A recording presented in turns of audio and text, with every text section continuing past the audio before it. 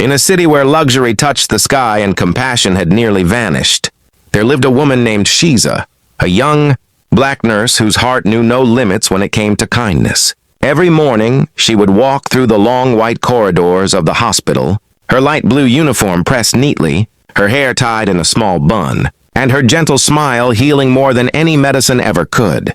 She had seen pain in many forms, tears of mothers, fears of fathers, and the silent prayers of the dying. Yet, nothing prepared her for the night when destiny would test the depth of her soul. It was a cold evening. The hospital smelled of antiseptic and sorrow. The sound of beeping monitors filled the halls when a new patient was rushed into the ICU, a 10-year-old boy named J.S. Mark. He was the only son of J.F. Andrew, one of the wealthiest men in the country. His tiny body was weak, his skin pale, and his little chest rose and fell with effort. The doctors whispered that he was suffering from a severe liver disease, one that could take his life at any moment. Outside the ICU window stood his father, a man known to the world for power and pride, now helplessly holding on to hope. His expensive gray coat couldn't hide the pain in his trembling hands. For the first time in his life, all his money, all his fame, all his influence meant nothing. His fortune couldn't save his child, and there, quietly standing in the corner, was Shiza, watching not a billionaire but a broken father. Her eyes softened, her heart ached. She had spent years caring for strangers, but something about this child pierced through her very being. As the night grew deeper, the world outside slept. But Shiza sat alone on a bench in the empty hospital hallway. The flickering light above her cast long shadows across the floor. She thought about her own life, a simple nurse who had lost her parents young, who had no family left, who had always wondered why she had been spared when so many others weren't. And somewhere in that silence a thought was born, small, impossible, but pure. What if she could give this boy a chance to live? Her heart pounded as the thought grew stronger. She knew what it meant. She knew the risks. But sometimes the heart makes a promise before the mind can stop it. The next morning, the hospital was filled with its usual rush. Doctors moving fast, machines humming, footsteps echoing. Yet Shiza walked with quiet determination. Her hands were steady, her eyes filled with purpose. She went to her senior doctor and said the words that changed everything. "Test my liver. See if I can be his donor." It wasn't an act of impulse. It was destiny speaking through her. In a world where people built walls to protect themselves, Shiza was ready to tear hers down, to offer the only piece of herself that truly mattered, her life. When she saw the boy again through the ICU glass, lying there so peacefully she felt a tear escape her eye. On the other side of the glass, the billionaire father noticed her, confused, unaware that the woman he had barely spoken to was about to do something no amount of wealth could ever repay. Two worlds, one born in wealth, one in struggle, were about to collide in the name of love and humanity. And as Shiza stood there, her eyes full of calm determination, her heart whispered a silent prayer. If my life can become someone else's tomorrow, then I was never poor. That night, as the wind whispered against the hospital walls, fate began writing a story that the world would never forget. The story of a nurse named Shiza, and the child she chose to save with her own heartbeat. To be continued. Morning sunlight gently touched the hospital windows, painting the white walls with a golden glow. But inside, there was only silence and tension. Shiza's decision had spread like fire among the staff. Some called it bravery, others called it madness. But to Shiza, it was neither. It was simply love in its truest form. Love for a life she barely knew, but deeply felt connected to. The test results came back within hours. The doctors couldn't believe it. Shiza's liver was a perfect match for little Mark. It was rare, almost miraculous. When the news reached J.F. Andrew, he stood speechless. The nurse who had quietly been caring for his son was now willing to give a part of her own body to save him. For a moment, his proud heart couldn't process it. All his life, people had done things for his money. But this woman, she wanted nothing in return. He walked toward her, finding her sitting alone in the hospital garden, wearing the same blue uniform, and her small silver cross shining softly under the morning light. The air smelled of rain and roses. Shiza looked up when she heard his footsteps. For a long moment, neither spoke. Finally, Andrew said quietly, "Why are you doing this? You don't even know us." Shiza smiled gently. "Because I know pain, sir, and I know what it means to lose someone you love. If I can stop that pain even once, that's enough for me." Her words pierced through him deeper than any wound. For the first time, the billionaire, who had built empires, felt small before a nurse who owned nothing but her heart. That evening, the final preparations began. Doctors, nurses, and surgeons moved around with silent urgency. The surgery would happen at dawn. As Shiza changed into her surgical gown, she looked into the mirror, her reflection calm, her eyes glowing with quiet courage. She wasn't afraid. Not of pain, not of death. She only prayed for one thing, that the child would open his eyes again and smile. Inside the waiting room, J.F. Andrew sat motionless, his hands shaking. He kept replaying her words in his mind. For a man who had spent his entire life surrounded by luxury, it was the first time he truly understood the value of humanity. When the clock struck 6, the surgery began. The doors closed, and the red light above the operation theater blinked to life. Hours passed like centuries. Nurses whispered prayers in the hallway. The billionaire stood near the wall, his eyes fixed on that red light, his heart heavy with guilt, fear, and hope. And then, after what felt like forever, the light finally turned green. The doctors stepped out, exhausted but smiling faintly. "The surgery was successful," Dr. Amelia said softly. "Both are alive." Tears rolled down Andrew's face, tears that no one had ever seen before. He rushed toward the ICU, where, through the glass window, he saw his son sleeping peacefully for the first time in months. His little chest rising steady, his face calm. Life had returned. And beside another bed covered in pale sheets lay Shiza, unconscious, weak, but breathing. Her skin was pale, her body fragile, yet her face carried the calm of an angel who had fulfilled her purpose. Andrew stood between the two beds, his son alive, and the woman who gave him life. He fell to his knees, his pride shattered, his soul reborn. That night the hospital was silent again, but not with sorrow. This time it was silence of gratitude, of awe, of faith restored in humanity. As the stars shone above the city, the narrator's voice would whisper, "In a world where people chase gold, there are still hearts that shine brighter than any fortune." Shiza was not rich, but she carried a wealth the world had forgotten. Compassion. And sometimes it takes just one act of pure love to remind humanity what it means to be alive. And somewhere in her deep sleep, Shiza's heart whispered back, "I didn't save a life. I just shared mine." The soft rays of dawn filtered through the hospital curtains. Machines hummed gently. Nurses whispered in the distance. And for the first time in weeks, the ICU was filled with peace instead of fear. Little J.S. Mark opened his eyes slowly, blinking against the light. His weak fingers searched for his father's hand. And when J.F. Andrew saw his son awake, his knees gave out, and he broke down beside the bed, not as a billionaire, but as a father reborn. He kissed his son's hand, tears streaming freely. His world, once built on wealth and pride, had just been rebuilt on gratitude and faith. But across the room, behind another glass window, lay Shiza, still unconscious, still fighting. Her skin was pale, her breathing slow, but her heart, the heart that had given life to another, was still beating with quiet strength. Every day, Andrew visited both rooms, one to see his son smile again, the other to whisper words of hope to the woman who made it possible. He had once believed that miracles were bought. Days passed, but now he was witnessing one, born not from power but from sacrifice. The world outside continued its noise, but inside that small hospital room, time stood still.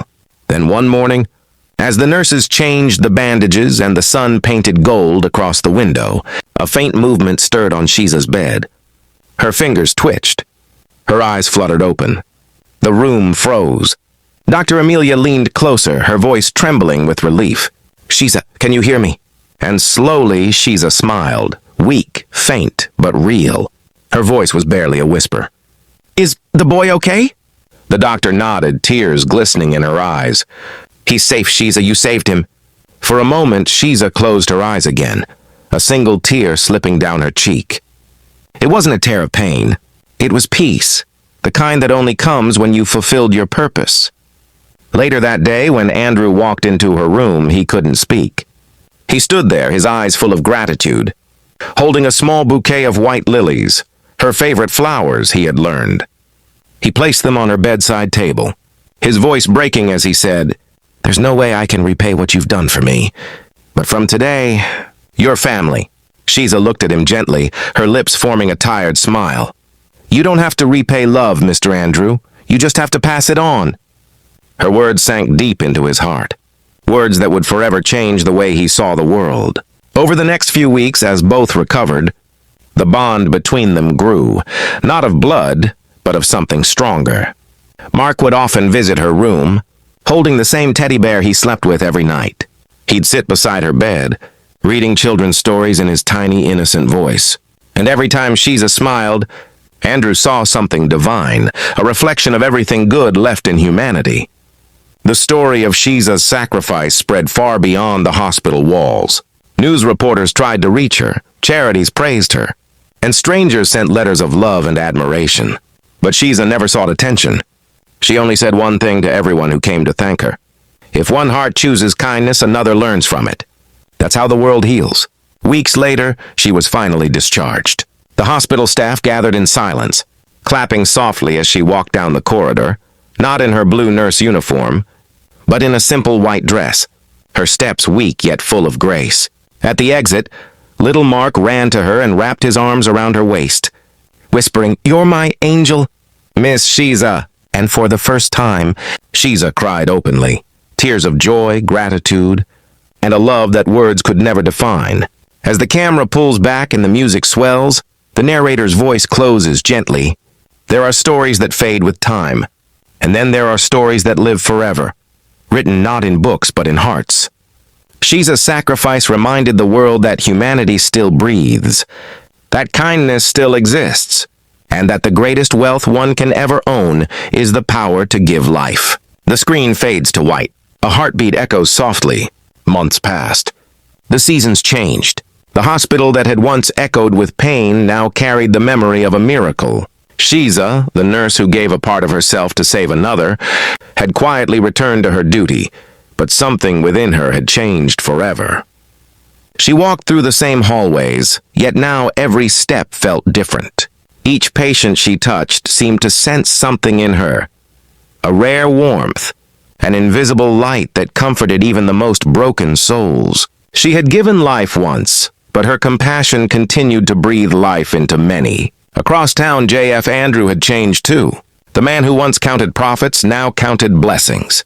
The glass towers of his business empire still stood tall, but his heart now lived somewhere far simpler, in gratitude. He had set up a foundation in Shiza's name, the Shiza Hope Foundation. It provided medical care to children whose parents couldn't afford treatment. Every week, Andrew would visit hospitals, speaking to families, donating silently, not to be seen, but to honor the woman who taught him what humanity truly meant. And every time someone asked him why he cared so much, he'd simply say, "Because one nurse gave my son life and gave me a soul." Back at the hospital, little Mark was walking again. His smile had returned, brighter than ever. He often spent time in the pediatric ward, talking to other sick children, holding their hands the way Shiza had once held his. His laughter filled rooms where silence had lived for too long. He would often tell them, "You know, my nurse gave me her liver, but she also gave me her courage. So don't be scared. Miracles are real." And every time he said it, nurses nearby would smile through tears. But Shiza never took credit. When people called her a hero, she would shake her head softly and say, "I'm not a hero. I'm just a human who listened to her heart." Her humility became her strength. Her peace became her power. One day, as she sat in the hospital garden beneath a tall oak tree, she found herself watching children run across the grass, laughter echoing through the air. Among them was Mark, chasing butterflies with his small hands. And beside her stood Andrew, quietly watching his son, his eyes glistening not with sorrow but with gratitude. He said softly, "You know, before you, I thought success was measured by what we own. But now I know It's measured by how much of ourselves we're willing to give. Shiza smiled, her gaze still on the boy. That's the real legacy, Mr. Andrew. Not what we leave behind, but who we lift up while we're here. For a moment, silence filled the air. The kind of silence that speaks louder than words. The wind brushed through the trees carrying the scent of peace. From that day forward, the foundation grew, helping thousands of children. Nurses and doctors across the country began calling her story the Heart of Hope. People who heard it began donating organs, volunteering in hospitals, helping strangers. One act of love had started a chain of compassion that the world desperately needed. And so the story of a nurse who once worked quietly in the background became a movement that touched countless lives. Years later, when Shiza walked through the hospital once again, older but still glowing with that same inner light, she saw her photo framed on the wall beside the foundation's emblem. Beneath it were engraved the words, "Some heroes don't wear capes, they wear compassion." She smiled, tears shining in her eyes. Not out of pride, but out of peace. Because in her heart, she knew that what began as one act of sacrifice had become a river of kindness, flowing through the world. As the camera slowly pulls away, the narrator's voice fades gently. When we choose love over fear, when we give without expecting, when we heal without asking, we become more than human. We become hope itself, and Shiza was that hope. The music swells, soft piano, heartbeat and rhythm. Text on screen.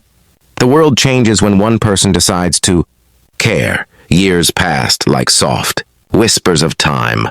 The world moved on, new faces, new stories. But the name Shiza continued to echo in hearts she never met. Her story had crossed oceans, translated into languages she'd never spoken, told in classrooms, hospitals, and homes around the world. She had never wanted fame, yet her life became a symbol, a living reminder that love is not measured by how long we live, but by how deeply we touch others. The Shiza Hope Foundation had grown into a global mission. Dozens of hospitals carried her name. Thousands of children received transplants, surgeries, and care because of the movement she unknowingly began. Doctors across the world remembered her as the heart that healed beyond itself. Meanwhile, Mark, now a young man, often stood on the stage of the foundation's events, his voice trembling each time he spoke of her. He would say, "There's a reason I'm alive today, because a nurse, a stranger, decided that my heartbeat was worth saving. I carry her inside me, not just through her liver, but through her courage." The audience always fell silent after that, not out of sadness, but reverence, because they weren't just hearing a story. They were witnessing what humanity truly meant. J.F. Andrew, now older and grayer, had long stepped away from his empire. His days were now spent visiting hospitals, holding the hands of sick children, reading them stories, just as Shiza once did.